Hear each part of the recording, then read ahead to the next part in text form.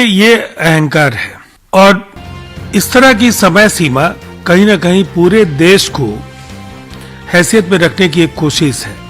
दरअसल दिल्ली में जमा किसान पूरे देश के किसानों का प्रतिनिधित्व तो नहीं कर रहा है। बिहार जैसे राज्य में किसान आंदोलन की कोई जमीन तैयार नहीं हो पाई। ऐसे अनेक राज्य हैं जिनके किसान दिल्ली के इस आंदोलन में नहीं है। और जब दूसरी तरफ केंद्र सरकार लगातार ये कह रही है कि वार्ता की मेज पर आइए, जिन बिंदुओं पर असहमति है वहां बातचीत के लिए हम तैयार हैं, तो जबरदस्ती एक तरफा अर्थव्यवस्था को आघात पहुंचाना और आम लोगों के जीवन को मुश्किल बनाना, ये किसान यूनियन के तथाकथित नेताओं का जो ये एक प्रयास है, ये दरअसल इसमें सियासत ज्यादा है। कांग्रेस, एनसीपी और आप के उकसावे पर अब किसान संगठनों का इस्तेमाल किसान यूनियन जैसे संगठन कर रहे हैं। जो लोग भी किले बिछाने या बैरिकेड को लेकर के सवाल खड़े कर रहे हैं, उन्हें 26 तारीख के लिए जो कुछ भी हुआ 26 तारीख को, उसके लिए देश से माफी भी मांगनी चाहिए। इसलिए कि पूरी दुनिया में भारत की छवि को धूमिल करने की कोशिश की गई, वो भी गणतंत्र दिवस के दिन। और बैरिकेड, दिल्ली की सुरक्षा को लेकर के दिल्ली पुलिस की भूमिका पर सवाल भी खड़े हुए। आज अगर अपनी साख को लेकर के दिल्ली सरकार ने सीमाओं पर बैरिकेड को सुदृढ़ कराने का फैसला किया है, तो निस्संदेह ये सही फैसला है। और लोकतंत्र या अभिव्यक्ति की स्वतंत्रता के नाम पर जो अपने अधिकारों का दुरुपयोग करते हैं, उनसे दिल्ली पुलिस को निपटने का पूरा हक है। वो ये कभी नहीं कह पाते हैं कि उन्हें शराबबंदी की वकालत करनी चाहिए। कांग्रेस के नेता दरअसल आरोप प्रत्यारोपों के सिवाय कुछ करना नहीं जानते हैं। और शराबबंदी को लेकर के या शराब के सेवन को लेकर के व्यंग्यात्मक टिप्पणियां करने के बजाय अगर कांग्रेस शासित राज्यों में शराबबंदी का फैसला लागू कराने की पहल करते, जिस राज्य के वो नेता हैं उस राज्य में वहां कांग्रेस की सरकार है, रही है, और उस दौर में भी उनके पास एक अवसर था।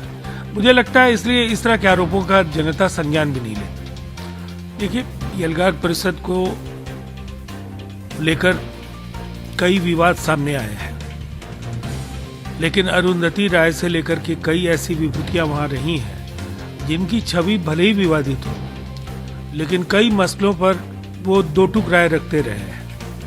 इसीलिए हर सवाल को हिंदुत्व से जोड़ा जाना ये दुर्भाग्यपूर्ण है।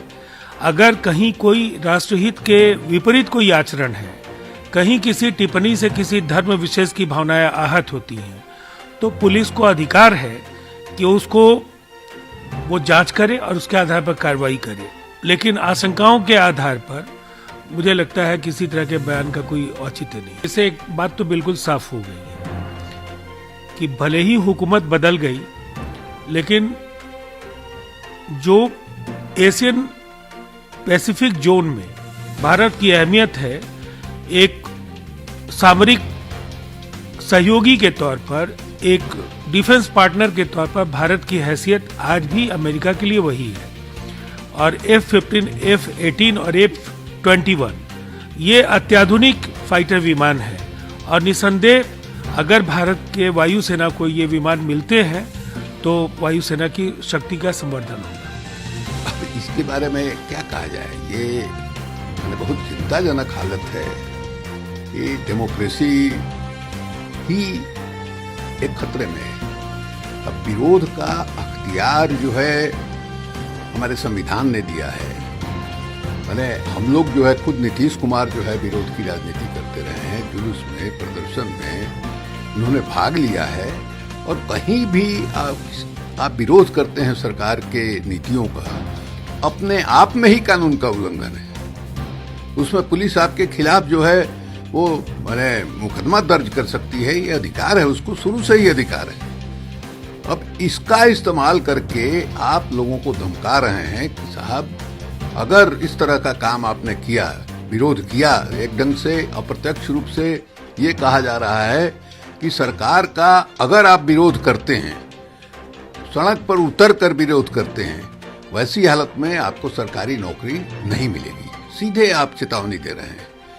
ये प्रवृत्ति जो है मैंने लोकतंत्र के लिए बहुत खतरनाक है। लोकतंत्र के जरिए चुनी हुई सरकारें जो हैं इस तरह का कानून बना रही हैं जिससे लोकतांत्रिक अधिकारों का हनन होता है।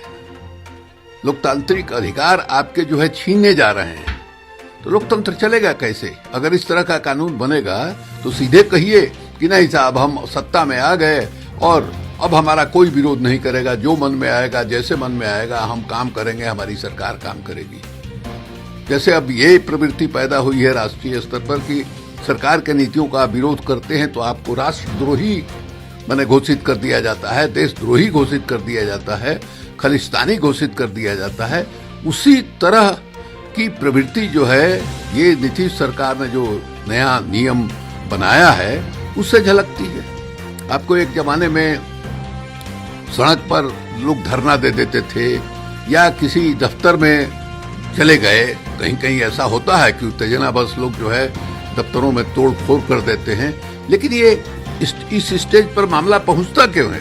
जब सुनवाई नहीं होती है, लोग बार बार आवेदन देते हैं, बार बार शिकायत करते हैं, संबंधित पदाधिकारी से मिलते हैं, जब कहीं कोई सुनवाई नहीं होती है तो ये फ्रस्ट्रेशन जो है मन के अंदर जो एक क्षोभ पैदा होता है उसकी अभिव्यक्ति हो जाती है।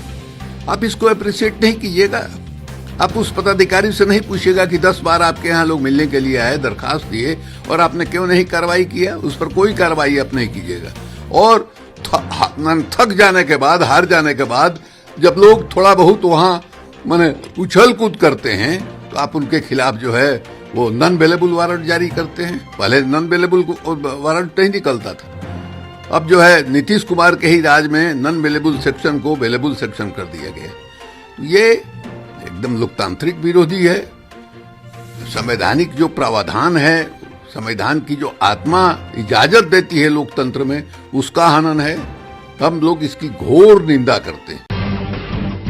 जब टूटती है आस, जब थकती है सांस, जब रूठते हैं अपने, मुंह मोड़ता है जमाना, जब अंगड़ाई लेता है संकल्प, फिर बनती है कहानी, बनते हैं अनमिट निशान।